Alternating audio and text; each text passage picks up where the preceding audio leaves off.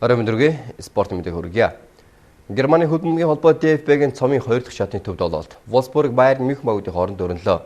Энэ тулаанд өнгөрсөн өдрийн Бундслигийн аваргууд ялалт байгуулснаар цомын эзэдийг өрсөлдөөнөөс мулталлаа. Сар гарын өмнө Роберт Левандовски 9 минутын хугацаанд гайхалтай 5 гол оруулж Wolfsburg-ийг ганцаараа буудна ирснээр хөлбөмбөгийн ертөнцийг донслогсон. Тэр гашуун ойлагдлын хариуг авах боломжнуудад DFB-гийн цомын тэмцээний хүрээнд олдсон. Гэвч Volkswagen Arena дүүрэн цугласан 30 мянган өгчөнд дэмжигч зочин багийн ээлжид галат тоглолтын гэрч боллоо. Дитер Хекингийн багийн хаалганд эхний голыг Дуглаш Кошто алсын цохилтоор орууллаа. Үүнээс хэдхэн ормон дараа Давид Алабагийн дамжуултаар Томас Мюллер тооны зураг ахиулсан байна. Улмаар Австри Германы шигшээ багийн тоглогчдын ээлжид амжилттай довтлохоог дэлхийн арга залуу оромжтой цохилтоор төгсгснөөр 34 минутын дулааны хувь зайг бүрэн шийдэгджээ. Табан эзний нэр төрийн голыг цаг дуусахын өмнө Андре Шүрлэ оруулснаар тоглолт 3-1 айцтай цомын 17 удаагийн эзэн Байерны итгэл дэвс ялалтаар өндөрлөө. DFB-гийн цомын тэмцээний 2 дахь тойргийн эхний өдрийн гол дүлэнийг Айнтрахт Франкфуртыг буулга авсан 3 дугаар лигийн Эрцгеберг Ауэ баг дэгдээлээ. Мөн Бундслигийн Майнц Тобо дээр 1860 Мюнхенд гутамжтайгаар 2-1 айцтай хожигдсныг онцлоё.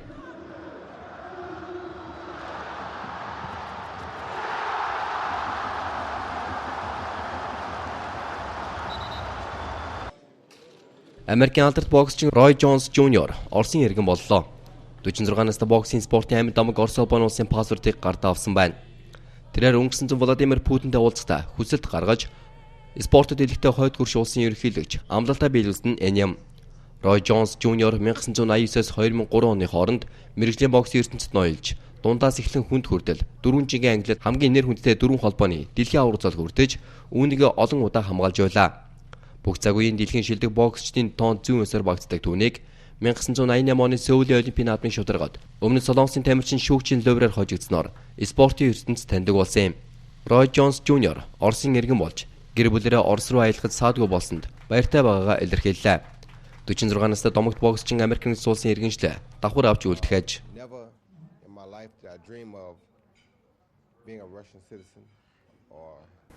WTA холбооны удирдлагын хаалтын тэмцээн Сингапурт өргөлдөж байна. Улаан хэсгийн топ теннисчдийн тулаанд Мария Шарапова Симоне Халепыг 2 сетэд ялснаар 2 дахь хождоо авлаа. Оросын сүүбород хэсгийн сүүжийн тоглолтоо энэ өдөр Агнешка Радванскаг буулга авсан Флавия Пенетатай хийн. Оны тайлан тэмцээнд анх удаага оролцож байгаа Пенета эхний дойрогт дэлхийн номер 2 теннисчин Симоне Халепд 2 сетэд бутна эргүүлснээр хэсгээс гарах магадлал эрс багасгасан. US Open аварга болон эхний өдөр Шараповд хожигдсан Агнешка Радванска хоёрын хувьд энэ өдрийн тоглолт хагас шишэд гарах магадлал хадгалж үлдэхийн төлөө чухал ач холбогдолтой байсан. Статистикийн хувьд Польш бүсгүй өмнөх 8 тоглолтын 5-д нь ялж байсан давуу үзүүлэлттэй байсан. Гэвч Сингапурт Италийн ахмад теннисчин илүү байлаа. Тэрээр эхний үед эрт давуулалт алдсан гэдэж 10 дахь геймд хариу брэк хийж улмаар тайбрейкэд 7-5 ялалт байгуулсан байна. 2 дахь сетийн 7 дахь геймд Пенета өрсөлдөгчийн давуулалтан дээр 3 брэк поинт олж авч сүүлийнхийг нь ашигласнаар 4-3-аар тэргүүлж эхэлжээ. Энэ давуу байдлаа Италийн теннисчин алдсангүй. Цаг 40 минут үргэлжилсэн тулаанд 7-6, 6-4 ялцтай ялалт байгууллаа. Тэмцээний дараа зодог тайлхаар зарласан 33 настай Пенета энэ хэсгийн сүүлийн магадгүй мэргэжлийн спортын замлынхаа сүүлийн тоглолтоо маргааш Мария Шараповагийн эсрэг хийн. Харин Радванскагийн хувьд 2015 оны теннисний жил дуусч байна.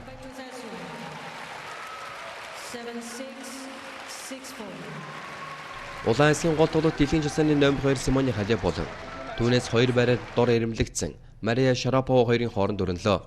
24 настай Румын бүсгүй Оросын сүүбродын эсрэг өмнөх 5 тулаанд бүгдэнд нь ялагдж байсан гэтээж бооцоо хүлээ авахчид түүнд энэ хар цуурлаа Сингапур зогсоох магадлал бий хэмээн үзэж байсан. Учир нь Шарапова гэмтлийн улмаас 7 сараас хойш тэмцээнд оролцоогүй байсан юм. Тоглолтын эхэнд 2 теннисчин тус нэг удаа давуулалтаа алдсан байна. Энэ үеийн хувь зай 10 дахь геймд шийдэглээ. Энэ мөчид Халеп дасгалжуулагчаасаа зөвлөгөө авсан гэтээж давуулалтан дээр хос алдаа хийж цаашид 2 сет бол хамгаалсан гэтээж 3 дахь дээр нь Оросын теннисчин оноо авснаар 6-4-өөр ялсан байна. Дараагийн сетэд Шарапова хүчтэй цохилтуудаар өрсөлдөгчөө шахаанд оруулж эгзэгтэй үед чухал оноонууд авснаар 2 брэк хийж 5-1-ээр тэргүүлж эхэлсэн. Энэ давуу байдалтай хэдийг тайвширснаа тэрээр Халепд 3 гейм дараалал авах боломж олгожээ.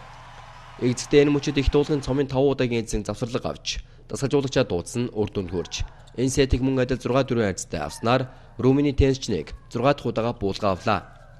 Оны тайлан тэмцээний 20 дахь ялалтаа байгуулсан Шарапова 2 хожилтой хэсгээ тэргүүлж байгаа хэдиж хагас шишээд өрсөлдөх болцлоо хангаагүй байна. Хэрэг тэрээр Пенетад 2 үед ялагдаж Харин Халиев мөн адил 2 сетэд Радванскаг ялсан тохиолдолд Оросын Субброд хэсгээс гарч чадахгүй юм. Эдгээр толгойд маргааш явагдана. Харин өнөөдөр цагаан хэсгийн хүрээнд Чехийн топ теннисчин Петра Квитова нутаг нэгт Люси Шафаржовтой тоглолбол энэ хоёрыг ялсан тоглогчдын хац дулаанд Испаний Гарбин Мугуруза, Германы Анжелик Кербертэй уулзаад даран өрсөлдөх юм.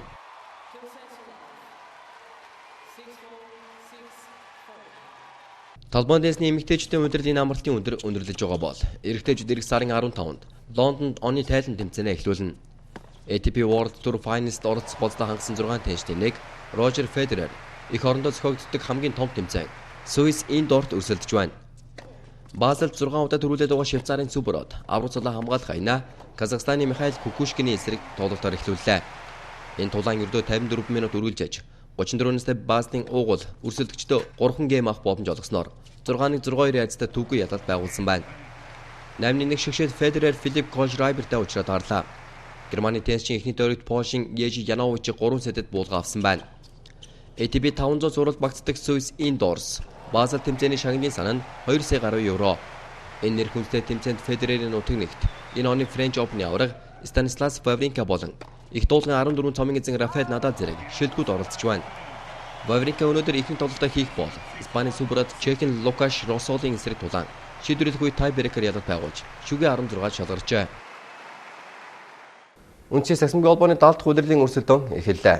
Удирдлагын аврагчлалт тэмцээний нээлтийн өдөр Chicago Bulls Cleveland Cavaliers-ыг буулга авсан бол аврагын мөгжөө хүрсэн алтан мужийн дайчид New Orleans-ыг төвөггүй ялсан байна. Америкийн мэргэжлийн сагсмгийн лигийн нээлтийн өдөр Америкийн улсын ерөнхийлөгч Барак Обама Chicago Bulls-ийн үнэнч фэний хувьд United Center-т хүрэлцэн ирж Cleveland Cavaliers-ийн эсрэг тулаанд бага дэмжлээ. LeBron James тэргүүтээ Kevin Love, Kyrie Irving нэрийг игнэдэ нэгтгэсэн морин зэргүү тэмцээн төрүүлэх магадлалтай багуудын жигсаалтыг тэргүүлж байгаа хэдиж удирдлыг ялагдлаар эхлүүллээ. Үүний гол буруутнаар цаг дуусахын өмнөх нь Табан эзэд 2 онооны зөрүүтэй тэргүүлж явхад хаан Джеймсийн шидэлтийг хаасан Пау Газол тодорсон байна. Испани лигоноор нээлтийн тоглолтод довтлогоо болон самраас бөмбөг авалтаар гайхуулаагүйч Джеймс Лав нарын эсрэг 6 блок хийжээ. Газолоос бусад гаранд гарсан тоглогчид 10-аас дээш оноо авснаас Никола Миротич 19 оноотой бага тэргүүллээ. Мөн Дерек Роуз 18, Жимми Батлер 17 оноод тус Булсын ялалтанд хандивлаж ерөнхийлөгчөө баярлууллаа. Эсрэг талд Леброн 25 оноо 10 самбар авсан гэдэж бага ялагдлаас аварч чадсангүй.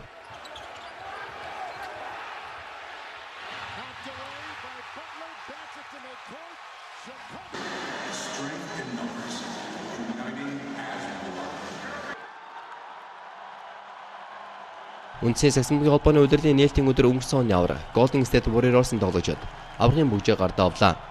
40 жилийн дараа лигийн аврагаар тодорсон алтан мужийн дайчид цолоо хамгаалах айна New Orleans Pelicans-ийн эсрэг эхлүүлж итгэд үс ялалт байгууллаа. 111-95 айцтай өнөрсөн тоглолтод өнгөрсөн удирдлагын лигийн шилдэг тоглогч Стивен Карри холын зайнаас 5 удаа амжилттай довтлож гайхалтай 40 оног авч 7 ашигтай дамжуулалт өгсөн байна.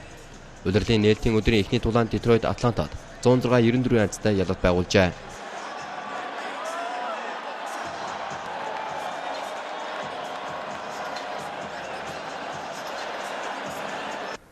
Үндэсний Окленд-ийг 9 хожолтой тэргүүлж байсан Montreal Canadiens-ийн ялалтын зурлыг Vancouver Canucks зогсоолоо. Мөн Аризонагийн дорн түсээр хийсэн аялалт тоглолт Бостонд ялагдлаар өндөрлсөн байна. Аризона Coyotes Торонто болон Оттавад дараалан хоцсон үзүүлэлтээ Бостны TD Garden зочлоо. Цөөр чонод удирдлагын өмнөх 9 тоглолтын нэгтэнд гол оруулалгүй табаг орхиж байсан гэдэж энэ өдөр тэдний 24 довтлогог Брюнсийн хаалгач Тука Раск аялалгүй болгосон байна. Харин Финлянд хаалгачийн мэрэгжил нэгт Аризонагийн Майк Смит удирдлагт анх удаага 6 гол алдлаа.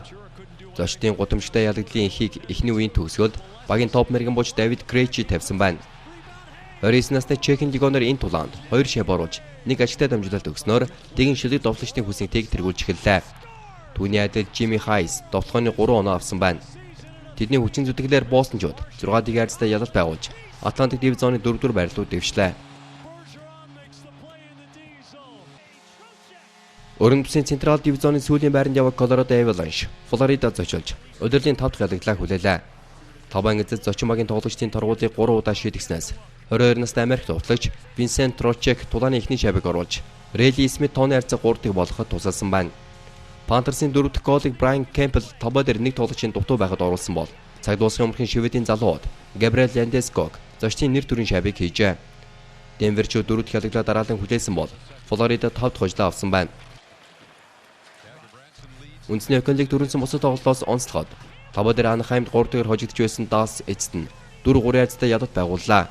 Ижил үр дүнтэй Buffalo Philadelphia мөн Minnesota Edmonton-ыг буулга авсан бол Tampa Bay St. Louis 2 дэгээр хожигдсан байна. Харин удирдлыг 3 ялаглаар эхлүүлсэн Los Angeles Winnipeg-ийг хожсноор 6 дараалан ядалт байгууллаа. Жил бүрийн 10 дугаар сарын 28-ны өдрийг дэлхийн нийтээр жудочдын өдөр болгон ёсолсоор ирсэн. Монголын жудо бүхийн шигшавагийн тамирчид энэ өдөр хамтарсан бэлтгэлд нэгдлээ. Өнөөдөр жудо бүхийн үндэслэгч Жигара Каногийн мэндэлсэн өдөр. Энэ өдрийг дэлхийн нийтээр жудочдын өдөр болгон тэмдэглэн өнгөрүүлсээр ирсэн. Монголын жудо бүхийн шигшавагийн тамирчид бүтэн бүрэлдэхүүнээр цугларч хамтарсан бэлтгэлд нэгдлээ. Үүнд Монголын жудо бүхийн анхны шигшавагийн дасгалжуулагч тамирчид Аза бордууд нэгдсэн юм. За өнөөдөр дэлхийн жудогийн өдөр гэж бас зарлагдаад энийг бас дэлхийд даяар энэ улс орнууд одоо тэмдэглэдэг юм аа. Тэр уламжлалын усаар Монголын жудо бүхийн холбоогоос энэ үе үеийн одоо жудо бүхийн одоо үндэслэгч нар танаа Монгол анхны шигшавагийнхан мөн өсвөр үеийнхний хичээл хийж байгаа гэж хамтарсан бэлтгэлээгээд нээлттэй бэлтгэл хамтарсан бэлтгэлээгээд ингэж тэмдэглэж байгаа. Тэгээд энэ тэмдэглэж байгаа бэлтгэл хийж байгаа үйл явцаас бид нэр бичлэг хийгээд тэмдэглэж байгаагаас дэлхийн жудо бүхийн холбоогоос явуулдаг юм боломжтой байна. Монгол улсын баг тамирчдаас Олимпик наадамд анхны аварга үлгээгдсэн тус холбооны шигшавагийн тамирчид Казахстаны Астана хотно болсон дэлхийн аварга шалгаруулах тэмцээнд амжилт ариунтай өрсөлдсөн. Олимпик хүрэл медальт Монгол улсын гавь тамирчин Нямочор хүрэл медаль хүртэж, дэлхийн дивизионы анхны медалаа олон улсын хэмжээний мастер Сумья мөнх зайн нэрийн тамирчид хүрэл медалаар эхлүүлсэн юм. Дэлхийд алдар нэрээ цуврайтуулах эхлээ тавьсан тамирчид хамтарсан бэлтгэлийг эхлүүллээ. Тэр нь бол манай жудочтой өөрөө хамтын үж амжилт гэдэг. Өнөөдөр жудо өгөр амжилт гаргаж байгаа тамирчдад жинхэнэ багийн одоо спорт юм аа. Тэгээд тэр дундаасаа онцгойлох тамирч нар гаргадаг. Учраас энийг бол одоо хамтын үж гэж байна. 131 дэх Олимпийн наадам болох Риод жудочид жин тус бүрт медаль хүртэх гол зорилготой. Тэдний амжилтын цуваа 2008 оны Бээжин, 2012 оны Лондонд үргэлжилсээр байгаа. Тэд Риод ээлжид амжилтын бохигаа дахин үргэлжлүүлж медалийн тогоо нэмэх үзье. Та бүхэнд Мегмар гарагийн спортын мэдээг танилцууллаа.